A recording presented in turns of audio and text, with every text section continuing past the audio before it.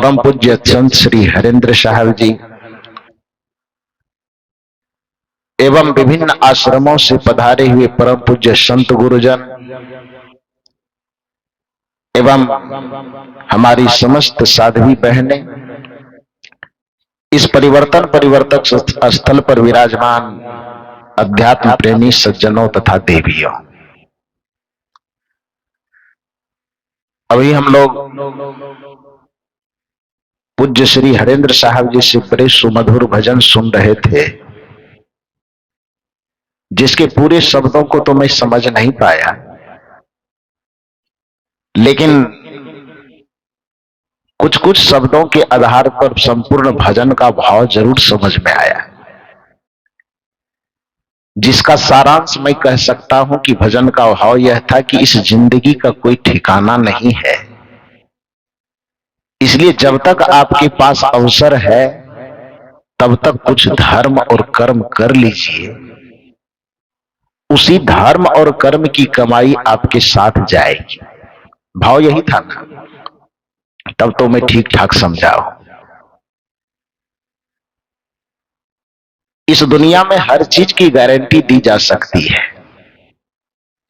लेकिन जिंदगी की कोई गारंटी नहीं दी जा सकती। सदगुरु कबीर साहब ने इसी से संदर्भित एक साखी हम लोगों के बीच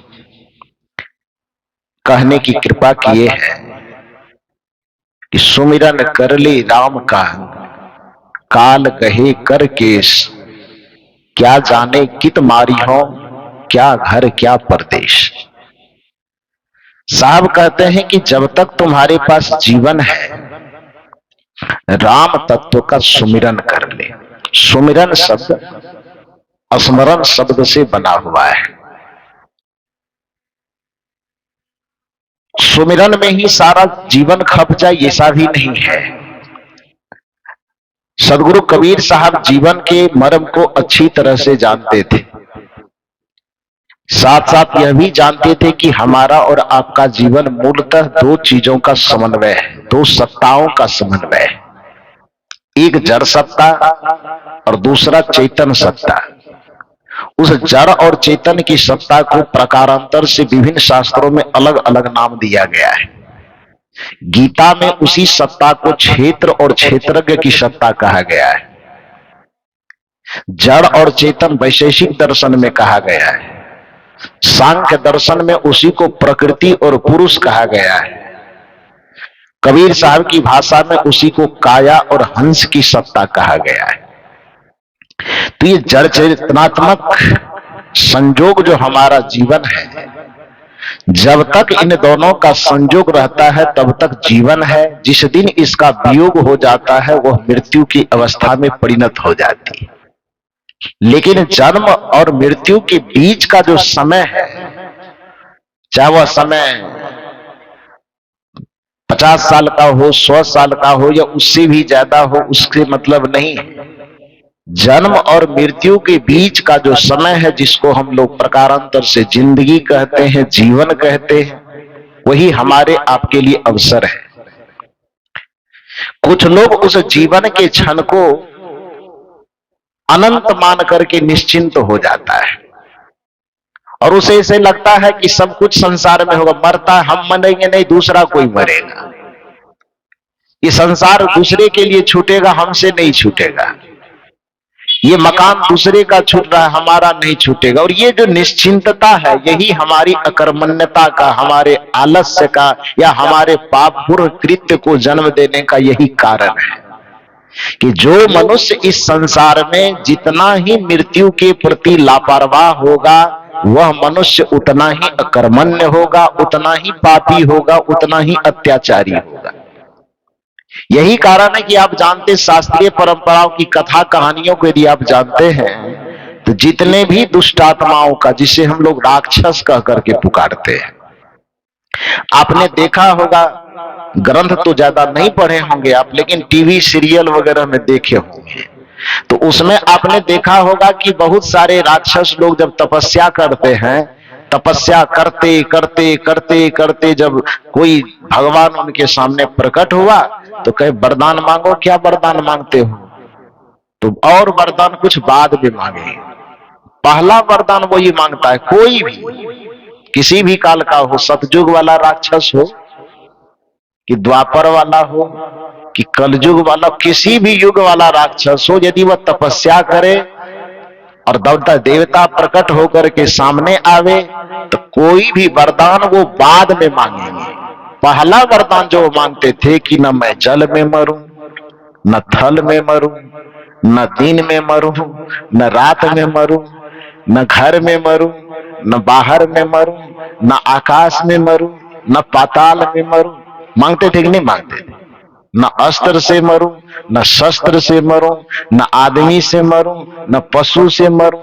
मतलब चारों तरफ से अपनी सिक्योरिटी तय कर लेना चाहते थे कि किसी भी भांति मैं न मरूं, ये तय करवाते थे कि नहीं? तो भगवान जी कहते थे जाओ तथास्तु। जब यह वरदान पा जाते थे कि आप किसी भी भांति नहीं मरेंगे, तब उस तपस्या करने वाले जो राक्षस थे उसका अत्याचार कम होता था कि अत्याचार और बढ़ जाता था?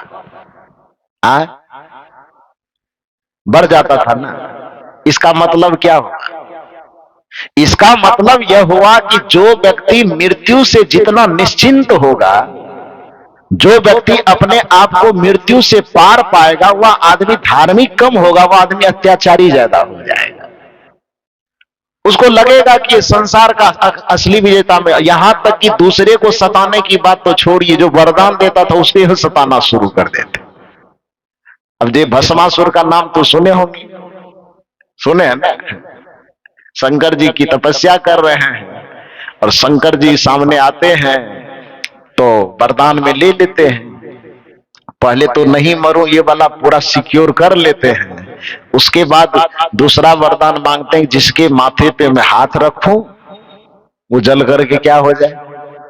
भस्म हो जाए। जब ये पहला वरदान में तो है कि मैं मरूं नहीं किसी से, और दूसरा वरदान में है कि जिसके माथे पे हाथ रखूं वो जल करके भस्म हो जाए। जब ये वरदान भी मिल गया तब मन में आया कि ये आदमी जिंदा रहेगा तो दूसरे को भी ये वरदान दे देगा तो बड़ा मुश्किल हो जाएगा। ये वरदान खाली हम ही को मिला है, तो ये वरदान केवल मुझ तक ही सीमित रहे, इसलिए पहले देवता को ही खत्म करते हैं और उनके माथे पर हाथ रखने के लिए दौड़े। वो तो शंकर जी थोड़े बहुत टैलेंटेड आदमी थे होशियार, जो अपनी होशियारी से अपने वरदान से बच पाए, नहीं तो उनका ही दिया हुआ वरदान उसको जला करके खाक कर देता। करता कि नहीं करता? तो ये जो किसी के भी मन में अत्याचार की सीमा पार कर जाती है, क्रूरता की सीमा पार कर जाती, कब?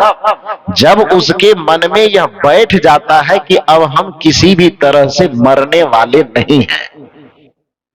यह सत्संग सदगुरु कबीर, भगवान बुद्ध, दुनिया के जितने भी आध्यात्मिक चेतना संपन्न महापुरुष, वे सबकी पहली चेष्टा यह रही कि आपको यह एहसास करवाया जाए कि आप अमर होकर के नहीं आए हो, आपका मरना तय है। इसलिए संसार में अनाचार मत करो, बेईमानी मत करो, शैतानी मत करो, किसी का शोषण दमन मत करो, उत्पीड़न मत करो, क्योंकि कुछ भी करके जमा करोगे तुम्हारा रहेगा कहां? आया है सो जाएगा, राजा रंक फकीर, एक सिंहासन चढ़े चले, एक बंधे जंजीर। ये बोध करवाना संत का उद्देश्य है। यह बोध करवाना कि आप कितना भी अनाचार, कदाचार, दुराचार करके संसार को जमा करने की कोशिश करो, अंततः वह छूटेगा। कबीर साहब की भाषा में, यह तन कांचा कुंभ है, लिए फिरे थे साथ। साहब की शब्दावली देखिए, टपका लागा, टपका मन एक बार जरा सा ठोकर लगा। यह तन कांचा कुंभ है, पूरा जीवन ही कच्चे घड़े के समान है, लिए फिरे थे साथ, टपका लागा फुट गया, कछु नहीं आया हाथ। जरा सा ठोकर लगी, बात खत्म हो गई। अभी देखो, अभी लगभग 1 घंटा पहले की खबर आई है, महाराष्ट्र के उप मुख्यमंत्री अजीत पवार जी, हजारों लोगों की लाइन लगी हुई थी, नीचा से जय जयकार जिंदाबाद हो रहा था। हेलीकॉप्टर हेलीपैड पे उतरने वाला था, उतरते तो गर्दन में 1000 माला लटकता। थोड़ी दूर हेलीपैड पर गाड़ी हवा हेलीकॉप्टर उतरने वाली थी कि विस्फोट कर गई। 6 आदमी सवार था, 6 आदमी दुनिया से विदा हो गई। पूरी जहाज जल करके धू धू करके राख हो गई। हजारों आदमी हाथ में फूल का माला लिए खड़े, किस चीज के लिए? स्वागत के लिए, सम्मान के लिए। शायद कुछ सेकंड पहले वो हेलीकॉप्टर से सर नीचे करके देखे होंगे तो हजारों लोगों की कतार को देख के उसका मन बड़ा प्रसन्न हुआ होगा। लेकिन 1 सेकंड के अंदर विस्फोट हुई होगी और सब लीला समाप्त हो गई। जो माला उनके स्वागत के लिए लाई गई थी, उस माला का क्या उपयोग होगा? अब उसके कफन पर, उनकी अर्थी पर वही माला दी जाएगी। जिंदगी की सच्चाई है, किसी एक आदमी के साथ ऐसी नहीं होगी। दुनिया के जितने मनुष्य आप भोजन कर रहे हैं, भोजन का ग्रास जो मुंह में चबा रहे हैं वह पेट तक पहुंच पाएगा कि नहीं पहुंच पाएगा, इसकी भी कोई गारंटी नहीं है। आंख के पलक जो आप झपक रहे हैं तो ऊपर का उठा हुआ पलक नीचे गिरा पाएंगे कि नहीं गिरा पाएंगे, इसकी भी कोई गारंटी नहीं है। सांस जो ले रहे हैं, ऊपर की खींची हुई सांस बाहर निकाल पाओगे कि नहीं, अथवा बाहर की सांस भीतर जा पाएगी कि नहीं, इसकी भी कोई गारंटी नहीं है। चलते हुए कदम से एक कदम जो आपने उठाया है तो पीछे वाला कदम आगे बढ़ पाएगा कि नहीं, कि आगे वाला कदम पीछे हो पाएगा कि नहीं, इसकी भी कोई गारंटी नहीं है। तो जहां जीवन की इतनी क्षणभंगुरता है, उसमें फिर अनाचार क्यों, दुराचार क्यों, कदाचार क्यों, व्यभिचार क्यों, पापाचार क्यों, इसकी आवश्यकता क्या है? जितना जिनका आपका जीवन है, उस जीवन को तो आप न्यायपूर्वक भी बेहतरीन तरीका से जी सकते हैं। खुद भी हंसते हुए, दूसरे को हंसाते हुए भी। 60 साल 50 साल कोई जिंदगी है? दिन पे गिनती कीजिएगा तो कितना हो। मैं तो कहा करता हूं कि एक मनुष्य यदि जन्म से लेकर के अपने जीवन को 100 वर्ष तक गिनती कर ले, हालांकि 100 वर्ष तक जीता नहीं है कोई, 60-70 औसतन आयु माना गया है। बहुत से बहुत 80-85 तक बढ़िया से लोग जी पाता है। मान लो कि 100 वर्ष ही जिए, फिर भी कितना जीवन है आपके हमारे पास? 100 वर्ष का मतलब हुआ, यदि एक वर्ष में 365 दिन के आसपास मानते हैं आप, तो 100 वर्ष में 365 गुना 100 कीजिए, कितना हुआ? 36,500 दिन। यदि 100 वर्ष जी गए तब, 100 वर्ष नहीं जिए, यदि 50-60 जिए तब क्या होगा? तब तो और बहुत घट जाएगा। उस 100 वर्ष भी आपकी जिंदगी को मान ले तो 36,500 दिन आप जीते हैं, और उसमें आधा दिन और रात का बंटवारा कर दें 50-50%, तो 18,250 दिन आप जीते हैं। कितना दिन? 36,500 को बंटवारा करेंगे ना, क्योंकि 24 घंटा का दिन रात होता है ना। तो आधा रात को कबीर साहब कहे, रात गवाया सोए के दिवस गवाया खाए, हीरा जन्म यमोल था, कौड़ी बदले जाए।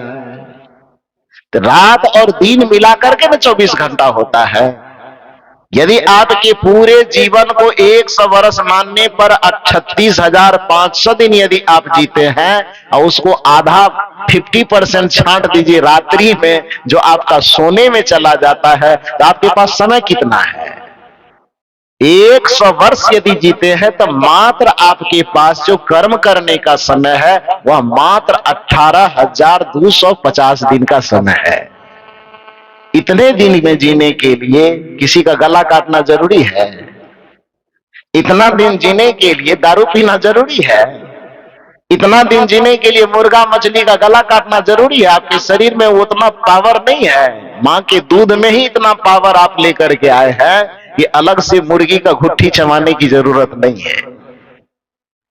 मां के दूध के साथ ही आपने शरीर में इतनी शक्ति अर्जित कर ली है, बाकी के फल फूल मेवा मिष्ठान आप खाते हैं कि किसी प्राणी को सताने की, किसी प्राणी के गले काटने की, किसी प्राणी के दर्द और तरफ के साथ आपको अपना जीवन गुजारने की कोई आवश्यकता नहीं है। इसलिए जो व्यक्ति मृत्यु को सबसे कम से कम समझना शुरू कर देगा, इस भाव को समझना शुरू कर देगा कि जो हमारे पास जीवन है उस जीवन का कोई ठिकाना नहीं, इस बात का एहसास जिस दिन आपके मन मस्तिष्क में बैठ गया, उसी दिन आपसे पापाचार, दुराचार, अनाचार होना अनायास ही बंद हो जाएगा। धर्म की शुरुआत उसी जगह से होती है जिस जगह पर आपको मृत्यु का बोध होता है। इसलिए कहा जाता है, हमारे संत गुरुजन कहानी कहा करते हैं, वो कहानी सच हो झूठ हो मुझे नहीं पता, लेकिन उस कहानी का संदेश बहुत अच्छा है। वो कहानी क्या है? सदगुरु कबीर साहब के संबंध में कही जाती है कि एक राजा थे जो मुगल शासक थे। कबीर साहब के जमाने में तो मुगल का शासन था। तो उस समय में देखा कि भाई साधु संत महात्मा फकीर बहुत ज्यादा होता है। गुप्तचरों के द्वारा सूचना दी गई होगी कि महात्मा लोग बैठे बैठे खाते हैं, लोगों को भड़काते रहते हैं, धर्म सत्संग में लगाते रहता है, कोई सेना में नहीं आना चाहता, कोई हिंसा नहीं करना चाहता, कोई तलवार नहीं उठाना चाहता। महात्मा लोगों की बातों को सुन सुन करके तो राजा के पास अपनी आंख तो कम होती है, कान ज्यादा होता है, क्योंकि कोई देखेगा तो एक सीमा तक ही देख सकता है, लेकिन सुनने के लिए तो दूर की बात भी लोग सुन सकता है। अभी मैं बताया कि महाराष्ट्र में फलाना घटना घट गई, मैं आंख से तो देखा नहीं लेकिन कान से तो सुन गया। तो आंख का जो दायरा होता है वो सीमित होता है, लेकिन कान का जो दायरा होता है वो बड़ा होता है। तो राजाओं की दृष्टि सीमित होती है लेकिन उसका कान बहुत बड़ा होता है, इसलिए राजा को कान का कच्चा कहा जाता है, पदाधिकारी को। तो गुप्तचरों के माध्यम से सुने कि अपने राज्य में बहुत सारे महात्मा हैं जो केवल खाते हैं और आम जनता के बीच में बैठ करके जीवन क्षण भंगुर है, पाप मत करो, हत्या मत करो, ये मत करो, किसी को सताओ मत, ये सारी बात सुना सुना करके लोगों को इतना शांत और शिथिल करते जा रहे हैं कि लोग सेना में नहीं आना चाहते, तलवार नहीं उठाना चाहते। तो यह बात सुन करके राजा को गुस्सा आया और उसने राज्य में घोषणा करवाई कि जितना महात्मा है, फकीर है, सबको जमा करो राज्य में। सबसे पूछा जाएगा कि आप साधु क्यों बने हैं। जिसके प्रश्न से संतुष्टि होगी उनको तो आदर दिया जाएगा, लेकिन जिनके उत्तर से मन संतुष्ट नहीं होगा उसको पकड़ करके जेल में बंद कर दिया जाएगा। यह घोषणा हुई। अब राजा की घोषणा है तो स्वाभाविक है कि सभी साधु फकीरों को जमा किया गया। राजा एक एक से सबसे पूछते थे कि आप साधु क्यों बने। तो कोई कहे भजन करने के लिए, राजा उनसे संतुष्ट न हो, कहे इसको जेल में बंद करो। साधु क्यों बने तो कोई और कारण बताते गए। किसी के प्रश्न से, उत्तर से राजा संतुष्ट नहीं हुए और अधिकांश लोगों को जेल में बंद करवा दिया गया। यह खबर धीरे धीरे सदगुरु कबीर तक पहुंची।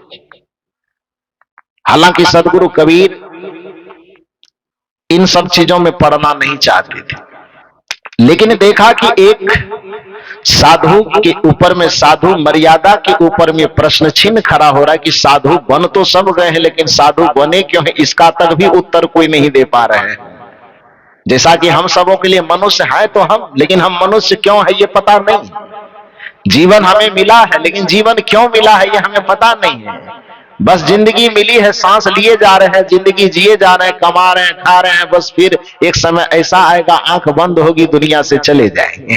क्यों जन्म लिए, आए हो तुम कहां से और जा रहे कहां, यह भी विचार नहीं करते। साहब कहते जिसके अंदर यह वैचारिक चेतना जग जाती है, आए हो तुम कहां से और जा रहे कहां, इन प्रश्नों के समाधान के लिए जिसकी यात्रा शुरू हो जाती है, कबीर साहब कहते समझ लो कि उसका जीवन पाना सार्थक हो गया। आए हो तुम कहां से और जा रहे कहां, इतना तो दिल विचार लो बस हो गया भजन, आदत बुरी सुधार लो बस हो गया भजन। मन की तरंग मार लो, मन की तरंग मार लो बस हो गया भजन, आदत बुरी सुधार लो बस हो गया भजन। आए हो तुम कहां से यह भी पता नहीं, अब जा रहे कहां यह भी पता नहीं, जिंदगी मिली है जी क्यों रहे हैं यह भी पता नहीं। ऐसे ही साधु मर्यादा में साधु के वेश में रहने वाले भी अधिकांश लोगों को यह पता नहीं कि हम साधु क्यों हुए। साधु बनता है मठ के लिए मरता है, साधु बनता है महंती के लिए मरता है, साधु बनता है गुरुवाई के लिए मरता है। अरे गुरुवाई के लिए, पद के लिए, प्रतिष्ठा के लिए ही मरना था तो पद प्रतिष्ठा कमाने के बहुत सारे रास्ते थे, साधु क्यों बन गए? जमीन जोतने के लिए, जमीन का जोतदार होने के लिए, कुर्सी का मालिक होने के लिए ही यदि साधु बनना था तो उसके बहुत सारे रास्ते थे। उन रास्तों पर चल करके पद प्रतिष्ठा कुर्सी मर्यादा मान सम्मान अर्जित किया जा सकता था। उसके लिए ये कपड़ा पहनना तो कोई जरूरी नहीं था। साधु व्यक्ति केवल इसलिए बनता है कि वो अपने अहंग को मिटा सके।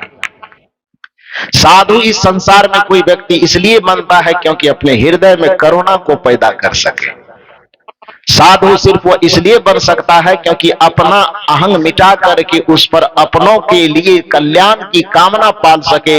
यहां तक कि पूरी धरती को अपने एक परिवार को कोई व्यक्ति इसलिए छोड़ता है क्योंकि पूरे धरती को वह अपना परिवार समझ सके। एक माता पिता के आंचल को व्यक्ति इसलिए छोड़ता है क्योंकि वह धरती की तमाम माताओं के आंचल को अपनी मां का आंचल समझे। एक पिता के संरक्षण को व्यक्ति इसलिए छोड़ता है ताकि धरती के तमाम व्यक्ति को अपने पिता और अपना संरक्षक समझ करके सबके उद्धार, सबके कल्याण, सबके सेवा और सबके सम्मान की बात प्रशस्त कर सके। इसलिए कोई व्यक्ति साधु बनता है। एक लक्ष्य यह भी है, अपना कल्याण तो लक्ष्य है ही, लेकिन केवल साधु का एक पक्षीय लक्ष्य नहीं होता है, साधु का दो पक्षीय लक्ष्य होता है, जिसको संस्कृत साहित्य में कहा जाता है कि आत्म कल्याणार्थ जगत हिताय च। अपने कल्याण के साथ साथ जगत के हित की कामना जिसके हृदय में आ जाए उस व्यक्ति को साधु बनना चाहिए। अपने कल्याण के साथ साथ सुंदर सभ्य समाज के निर्माण की भावना जिसके हृदय में पनप जाए उसको साधु बनना चाहिए। लेकिन अधिकांश साधुओं की यह दुर्दशा है कि कपड़ा साधु का जरूर होता है लेकिन उसके मन में भी वही धन, वही पद, वही प्रतिष्ठा, वही कुर्सी, वही चौकी, वही गुरुवाई, वही महंती की लालसा मन में इतना घर की हुई रहती है कि उसका साधु वेश धारण करना उसके लिए और बोझ बन जाता है। सदगुरु कबीर साहब ने ऐसे ही साधु वेशधारियों के लिए कहा होगा कि साधु ऐसा, ये साधु होना चाहिए लेकिन पक्का हो के खेल। यदि मन में कच्चापना है, भीतर में विरक्ति का भाव जागृत नहीं हुआ, वैराग्य की अग्नि जली नहीं है, संसार के प्रति अभी भी चिपकाव है, वही संसार के मान प्रतिष्ठा बड़ाई में मन ललचा रहा है, तो कबीर साहब कहते हैं अभी तो कच्चा है, साधु होने के लायक परिपक्वता नहीं आई। साधु होना चाहिए, बड़ा वंदनीय पद है, ऐसा वंदनीय पद कि ये कपड़ा भी किसी के शरीर पर चढ़ जाता है। तो रामचरितमानस में कहा गया है, छापा तिलक जब दिया स्वरूपा, गुरु महिमा में है अपना कबीर पंथ की परंपरा। छापा तिलक जब दिया स्वरूपा, वाको बंदे राजा भूपा। बड़े बड़े भूपति भी उसकी वंदना करते हैं, इस वेश की इतनी मर्यादा है। तो कहने का ये मतलब है कि कबीर साहब कहते हैं साधु होना चाहिए, अच्छी बात है ये, लेकिन ध्यान रहे पक्का हो के खेल। यदि पक्का होके नहीं मैदान में उतरे तब क्या होगा? तो साहब उदाहरण देते, कच्चा सरसों पेड़ की खड़ी भया ना तेल। यदि कच्चा को पेड़ना चाहोगे तो जैसे कच्चा सरसों को पेड़ने पर न खड़ी निकलती है न उससे तेल निकलता, व्यर्थ का वो बर्बाद हो जाता है। उसी तरह से जो बाहर से केवल साधु बनेंगे, अंदर से साधुता जागृत नहीं हुई है, अंदर से विरक्ति का भाव जागृत नहीं हुआ है, न तो आत्म कल्याण के मार्ग को समझ पाए हैं, न जगत के हित के प्रति करुणा का भाव पैदा हो पाया है, तो साहब कहते हैं ऐसी दशा में न खड़ी हो पाओगे न तेल हो पाओगे। दुविधा में दो गई, या माया मिली ना राम, न माया मिलेगी न राम मिलेगा, न इधर के रहोगे न उधर के रहोगे। तो ऐसी भावना वाले ही बहुत सारे साधु जो जेल के अंदर बंद हो गए, तो कबीर साहब मन में सोचते हैं ये तो पूरी साधुता पर प्रश्न चिन्ह खड़ा हो जाए कि भैया कोई जवाब सही नहीं दे पाए, तभी तो सब अंदर चले गए। तो इस भावना से कबीर साहब अपना लिए चूटा कमंडल और एकदम मस्ती में गाते हैं, मन लागो मेरो यार फकीरी में। मस्त मौला कबीर साहब तो थे ही, मन मस्त हुआ तब क्यों बोले, हंसा पाया मान सरोवर ताल तलैया क्यों डोले, हल्की थी तब चढ़ी तराजू बार बार वाको क्यों तोले, हीरा पाय गांठ गठियायो बार बार वाको क्यों खोले, तेरा साहब है घट भीतर बाहर नैना क्यों खोले, मन मस्त हुआ तब क्यों बोले। मस्तानी चाल तो थी ही, हमन है इश्क मस्ताना, हमन को होशियारी क्या, रहे आजाद या जग में हमें दुनिया से यारी क्या।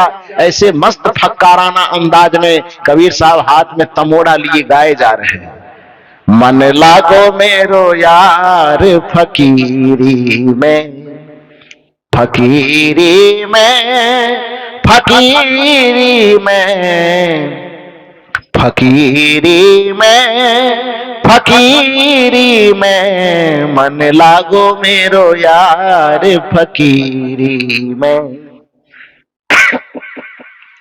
जो सुख पायो राम भजन में, जो सुख पायो राम भजन में, सो सुख नाही अमीरी में, मन लागो मेरो यार फकीरी में।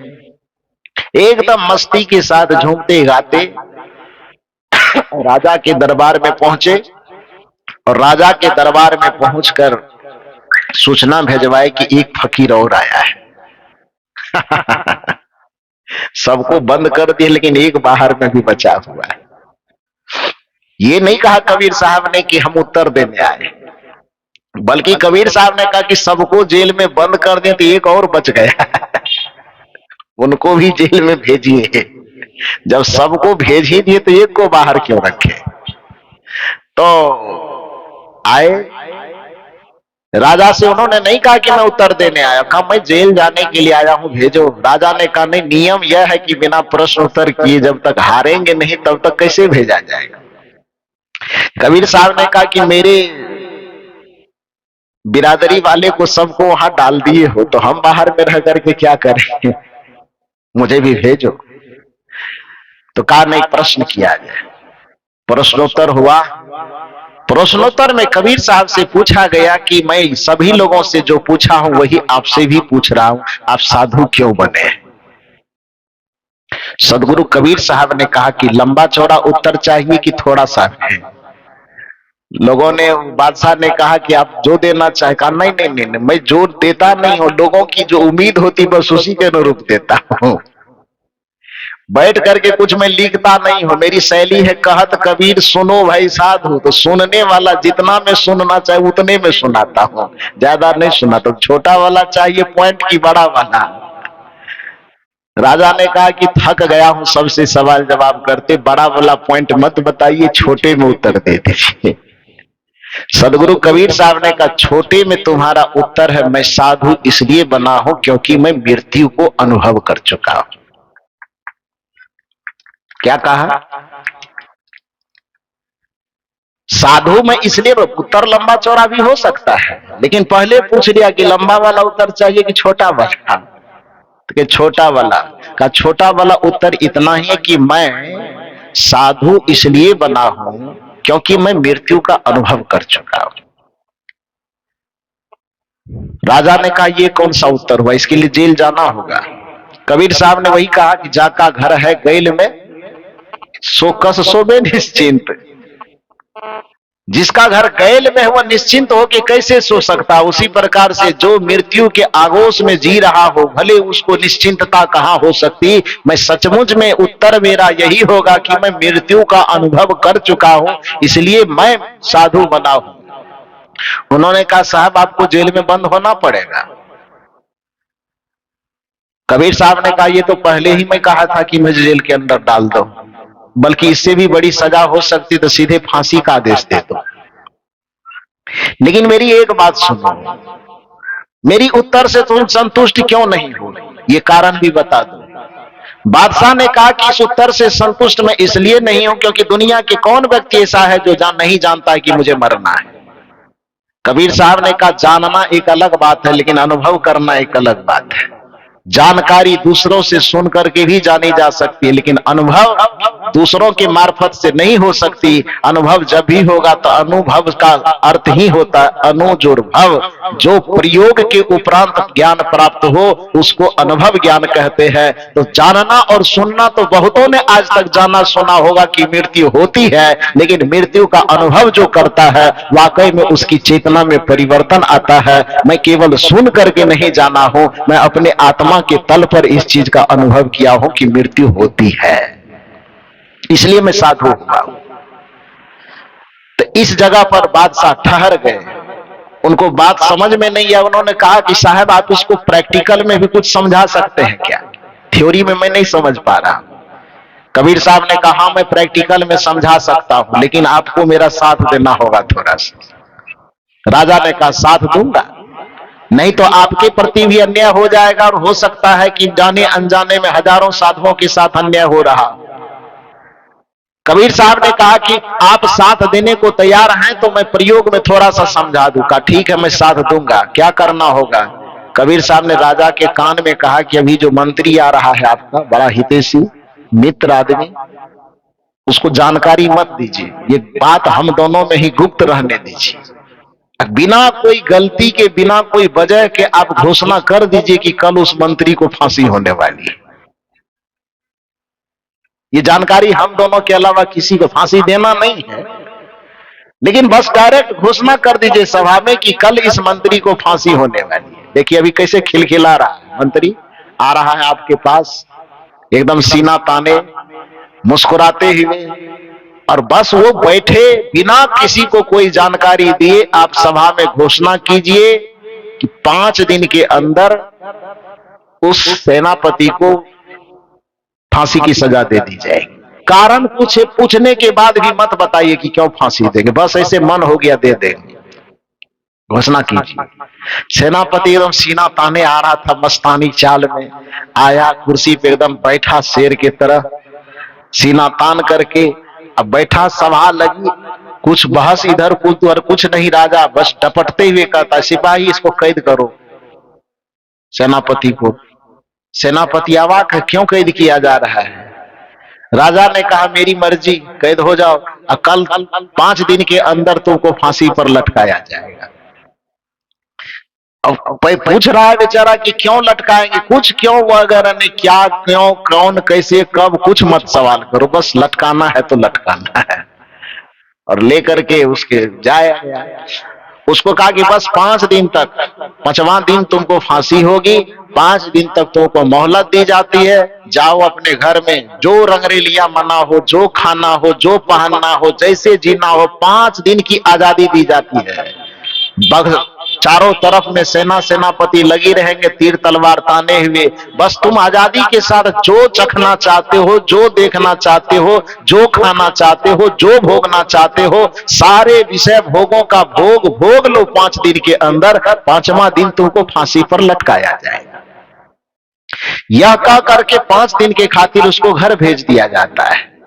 और जैसे ही वह घर गया, अब बताइए कि उसको खाना में क्या पसंद आएगा। बिरयानी की पनीर क्या पसंद आएगा, कि आलू का गुंडा,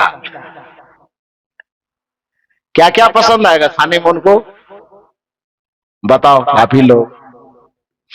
5 दिन के खातिर जैसे उनको घर भेजा गया, चाहे उसके सामने में 56 प्रकार के भोग दिए जाए तो भी उनको अच्छा लगेगा। सोने के लिए बढ़िया 50 लाख का पलंग दे, उस पे तशक तकिया गद्दा बढ़िया से दे, नींद आएगी? बैठने के लिए राजा का सिंहासन दिया जाए, मन खुश हो जाएगा? इंद्रासन का ऑफर, प्रधानमंत्री मुख्यमंत्री की तो बात छोड़ दीजिए, डायरेक्ट इंद्रासन का ऑफर मिले कि 5वां दिन के अंदर, 5 दिन के अंदर आपको इंद्रासन का इंद्र बना दिया जाए, स्वर्ग का राजा, मन प्रसन्न हो जाएगा? कोई भी बात उनके मन में तो न आकर्षण पैदा कर रहा है, न प्रसन्नता पैदा करे, न खाने में कुछ अच्छा लग रहा है, पत्नी अच्छी नहीं लग रही, बच्चे अच्छे नहीं लग रहे, घर मकान अच्छा नहीं लग रहा, किसी तरह से करवट बदलते बदलते भूखे प्यासे 5 दिन गुजर गया। 5वां दिन के सवेरे जैसे होने वाला 6ठा दिन का सवेरा, यहां से सेनापति और बहुत सारे भेजे गए, फिर उनको कैद करके राजा के सामने उपस्थित किया गया।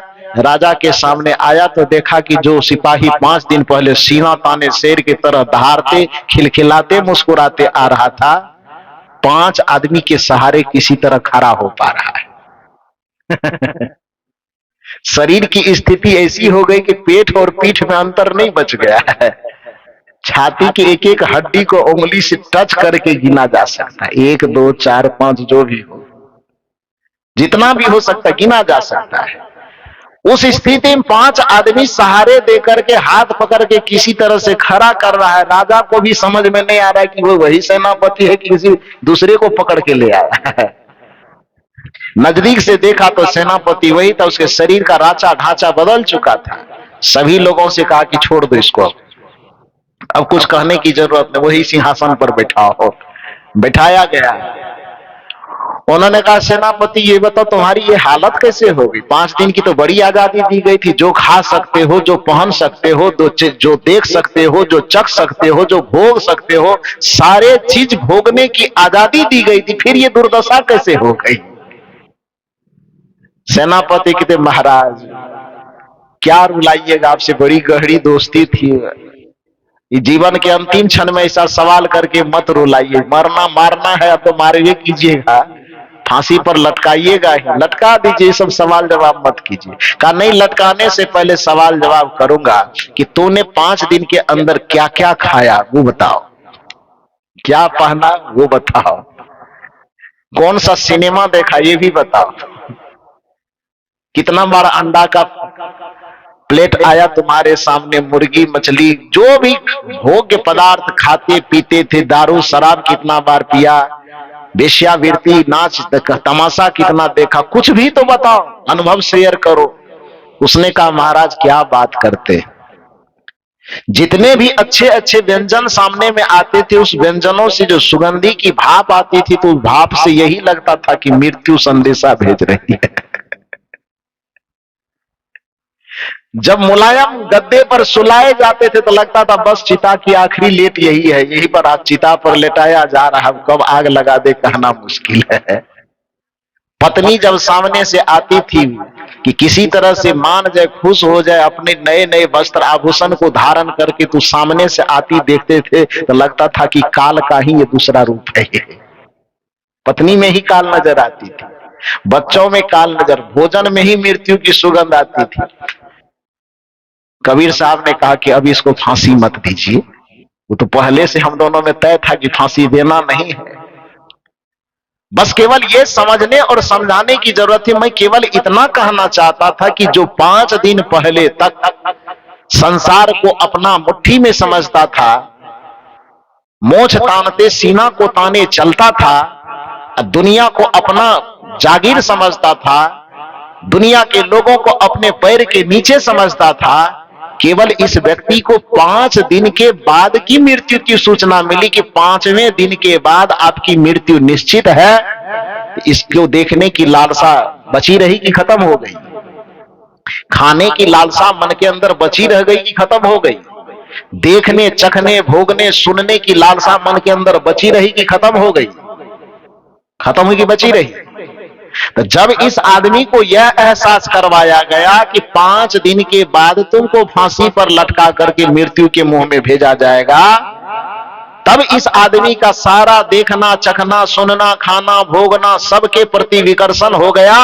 और इसका शरीर सूख करके गल करके हड्डी में परिणत हो गया। लेकिन जिस महात्मा को ये अनुभव है, सुमिरन कर ले राम का काल गहे करकेश, क्या जाने कित मारी हो क्या घर क्या परदेश। तो इसको तो 5 दिन के बाद मरने की सूचना मिली थी, लेकिन हम तो जानते हैं कि अब मरेंगे कि तब मरेंगे, इसकी अनुभूति हमें हो चुकी है। तो फिर संसार के राग रंगों से हमें आकर्षण कैसे होगा? इसलिए हमने विरक्ति मार्ग को धारण किया है।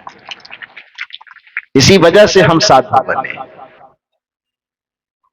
राजा ने कहा, मैं आपके उत्तर से संतुष्ट हुआ, आपको जेल नहीं भेजूंगा। कहे ये कौन सा प्राइज हुआ? जेल नहीं भेजेंगे तो ठीक है, वो तो पहले भी हम नहीं जानते, लेकिन यदि मेरे उत्तर से प्रसन्न हुए तो इसके बदले में मुझे एक चीज चाहिए। राजा ने कहा, एक चीज के बदले 5 चीज मांग लीजिए। कबीर साहब ने कहा, मुझे 5 मांगने की जरूरत नहीं है, बस मुझे एक ही चीज चाहिए। कहा, वो क्या चाहिए? कबीर साहब ने कहा, हमारे जितने साधुओं को आपने कारागार में बंद किया है, उस सबको छोड़ दीजिए, हमको यही चाहिए, अपने लिए कुछ नहीं चाहिए। कबीर साहब अपने लिए कभी किसी से कुछ चाहे भी नहीं, कुछ मांगे भी नहीं। जब भी रोए तो अपने लिए नहीं रोए, मैं रोवो इस जगत को, मोको रोवे न कोई, मोको रोवे सोई जना जो शब्द विवेकी हो। एक आदमी होता है जो अपने लिए रोता है, एक आदमी होता है जो अपनों के लिए रोता है। जो अपने लिए रोता है वह संसारी होता है, और जो अपनों के लिए रोता है, और वो उसके अपनों का भी दायरा 2 4 5 लोगों में न हो, जिसके अपनों का दायरा पूरा संसार हो, और पूरे संसार को अपना बना करके जो अपनों की चिंता में रोता है, उसी को महात्मा कहा जाता है, उसी को भगवान, उसी को परमात्मा कहा जाता है। गांधी जी को महात्मा क्यों कहा जाता था? कोई जाकर के हिमालय में तपस्या कर रहे थे क्या? हिमालय में तपस्या करने के कारण गांधी जी को महात्मा नहीं कहा गया, बल्कि उनके महात्मा कहलाने के पीछे उनके हृदय की विशालता और करुणा थी कि अपने कपड़े इसलिए नहीं पहन रहे थे, पहनने की क्षमता थी। इतने संपन्न तो जरूर होंगे, तभी तो जाकर के वो अफ्रीका पढ़ने के लिए गए थे, इंग्लैंड पढ़ने के लिए गए थे, विदेश पढ़ने के लिए गए थे। नहीं तो साधारण आदमी आज के जमाने में भी कॉलेज स्कूल में पढ़ने की फीस नहीं हो पाती है, तो विदेशों में जाकर के पढ़ते थे, तो पैसा वाले होंगे तब ना पढ़ते थे। जो विदेशों में जाकर के पढ़ाई कर सकते हैं, उसको पहनने के लिए कपड़ा नहीं होगा क्या? होगा ना, फिर भी नहीं पहनते थे। किस कारण से? क्योंकि हमारे देश की जो आम जनता है, उसके शरीर पर वस्त्र बढ़िया ढंग से नहीं, तो जब तक हमारे पूरे देशवासी का तन कपड़ों से न ढक जाए, तब तक मैं भी पूरे तन को ढकने का अधिकारी नहीं हूं। यही करुणा गांधी जी को दुनिया का महात्मा बना दिया, वो महात्मा बन गए। दुनिया के लोगों को बाबा कहलाने के लिए घर द्वार परिवार संसार सब छोड़ना पड़ता। अंबेडकर साहब को बाबा कहलाने के लिए क्या बदलना पड़ा? शर्ट फुल पैंट भी नहीं खोले, और बढ़िया से टाई कोट पहन के चश्मा लगा के फिर भी दुनिया के बाबा बन गए। क्यों बन गए भाई? इसलिए बन गए क्योंकि कपड़ा चाहे उनका जो रहा हो, लेकिन अपनी पीड़ा सह करके भी, अपना दर्द सह करके भी आने वाली मानवता का उद्धार कैसे हो सकता है, आने वाले समाज में समानता की स्थापना कैसे हो सकती है, आने वाले समाज को कभी किसी की गुलामी न करने पड़े, आने वाले समाज में कभी किसी को नीचा कह करके नीचा न दिखाया जाए, ऐसी कानून व्यवस्था ला करके उन्होंने संपूर्ण मानवता का कल्याण किया। इसलिए शर्ट फुल पैंट पहनने के बावजूद भी उसको बाबा साहब की उपाधि मिल गई। तो हृदय की करुणा, हृदय की विशालता, हृदय की उदारता, हृदय का प्रेम, हृदय का दया, हृदय का क्षमा आपका इतना विशाल हो कि आपके अपनों का दायरा हम दो और हमारे दो तक सीमित न रहे, बल्कि आपके अपनों का दायरा यदि संसार तक विस्तृत हो जाए, और वैसे अपनों के लिए जब आपके आंख से आंसू टपकता है, तो समझ लीजिए कि वह भी महात्मा होने का एक हिस्सा है। तो अपना कल्याण, साथ साथ सुंदर सभ्य समाज का निर्माण। कबीर साहब इसलिए नहीं रोते थे कि उनको खाने की कमी थी, कबीर साहब इसलिए भी नहीं रोते थे कि उनको वस्त्र पहनने की कमी थी, कबीर साहब इसलिए भी नहीं रोते थे कि हमको संसार में हमारे जीने के लिए कोई सुविधा नहीं है, बल्कि कबीर साहब इसलिए रोते थे कि अपना तो उस परम सुख की शिखर पर बैठे हुए हैं, लेकिन जो जिसे वो अपना समझ रहे थे, उन लोगों के बीच में बड़ी परेशानी, बड़ी उलझन, बड़ी पीड़ा थी। सब दुख में, संकट में, पीड़ा में फंसे थे और ऐसे फंसे थे जो कबीर साहब को कहना पड़ गया, चलती चक्की देख के दिया कबीरा रो, दो पाटन के बीच में साबुत बचा न को। इस संसार में किसी को भी सुख से मुस्कुराते हुए कबीर साहब ने नहीं देखा। सबको पीड़ा में, परेशानी में, दुख में, उलझन में पिसते हुए देखा। सबको मृत्यु के मुख में एकदम पिसाते पिसाते, रगड़ाते रगड़ाते जाते देखा। किसी को भी इस संसार से मुस्कुराते हुए जाते न देख करके कबीर साहब को बड़ी पीड़ा होती थी। तो कहने का ये अभिप्राय है कि कबीर साहब अपने लिए कभी रोए नहीं। इसलिए राजा से उन्होंने कहा कि मुझे अपने लिए कुछ नहीं चाहिए, बस तुमसे चाहत है मुझे, मेरे पुत्र से यदि संतुष्ट हो तो बस एक ही चीज कर दो कि मेरे साधु समाज को तूने कारागार में बंद रखा है, उसको खोल दो, उसको आजाद करो।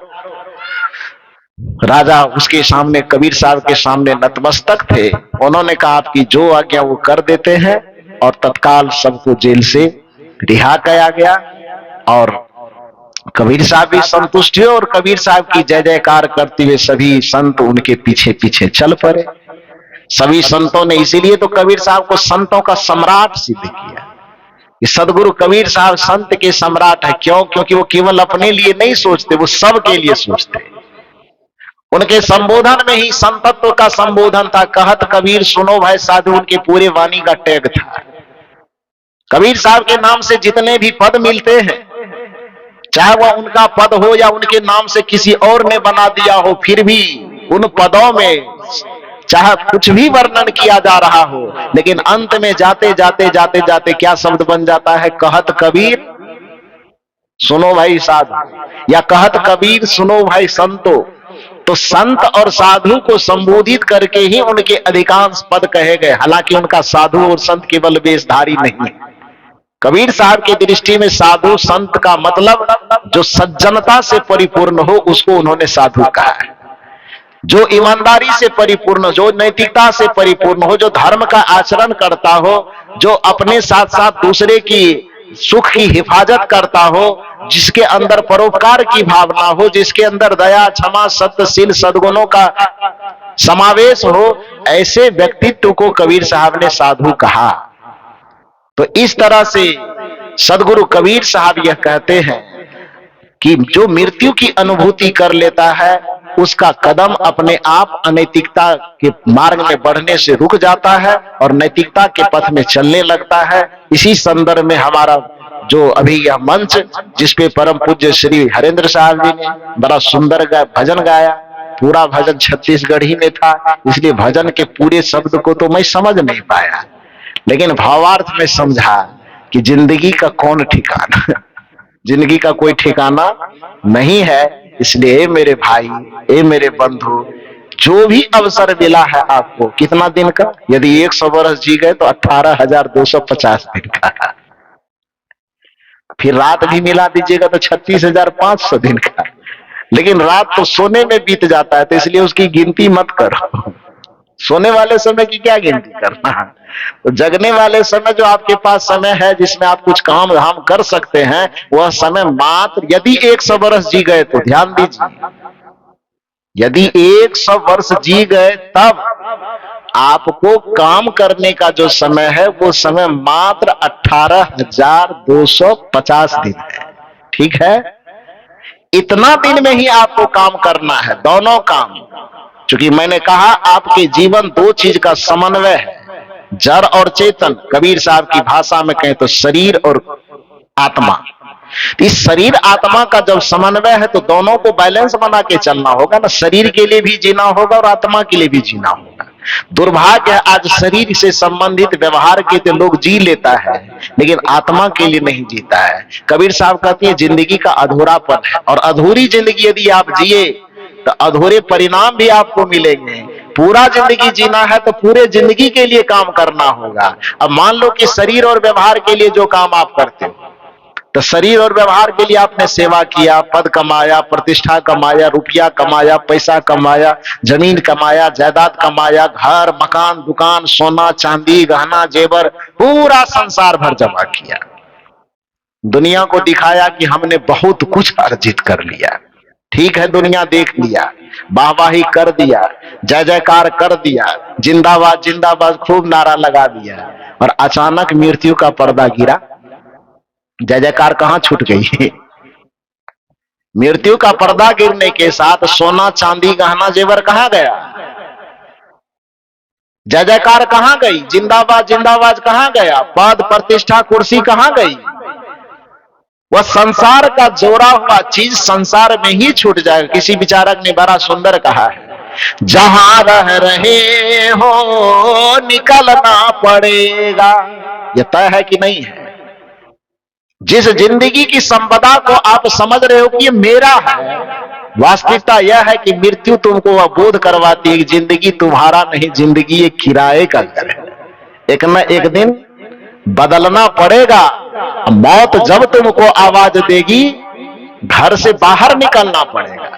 जिस शरीर को आप अपना माने बैठे हो 60 साल 70 साल से, मृत्यु आपको यह बोध करवाती है ढेर मिट्टी का हर आदमी है।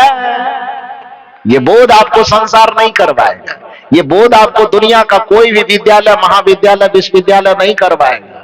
ये बोध केवल मृत्यु ही करवा सकती है। ढेर मिट्टी का हर आदमी है, बाद मरने पे होता वही है। ढेर मिट्टी का हर आदमी है, बाद मरने पे होता वही है।